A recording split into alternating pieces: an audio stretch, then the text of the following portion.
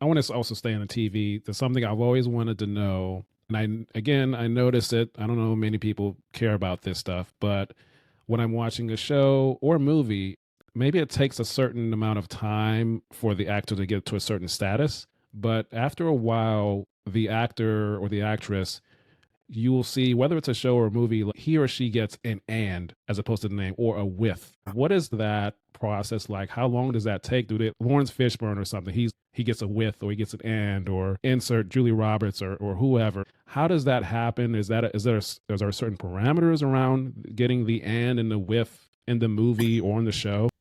Yeah, not hard and fast. There's not like a strict exact rule, this many minutes or this much money or whatever.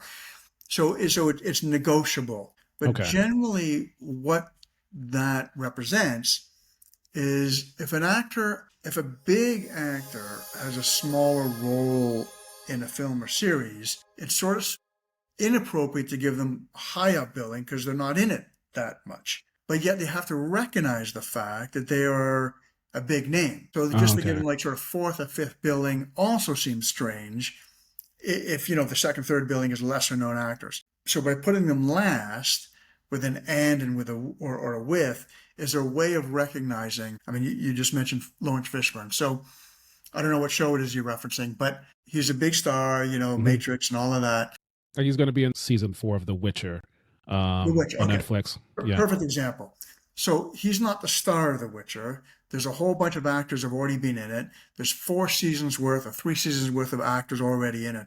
So it would be strange and inappropriate on season 4 to have Lawrence Fishburne as the lead actor. Well, what happened in the previous 3 seasons? Right. What are all those Yeah. actors doing?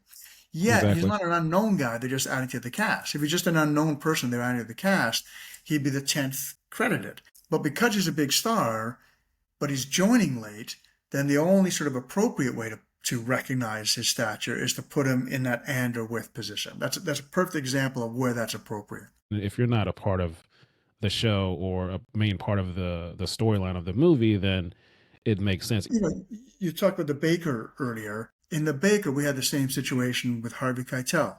So we had Harvey Keitel in that movie. I mean, huge actor, legendary actor. All of the Scorsese films and the Tarantino movies. I mean, huge movie star.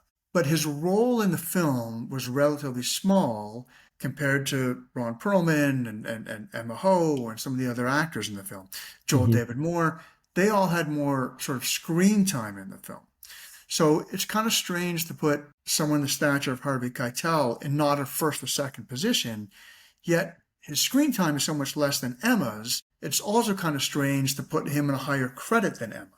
So what you do is you say Ron Perlman, Emma Ho, a bunch of other actors, and Harvey Keitel. So that's how you represent the fact that he's a big movie star, but taking a smaller role.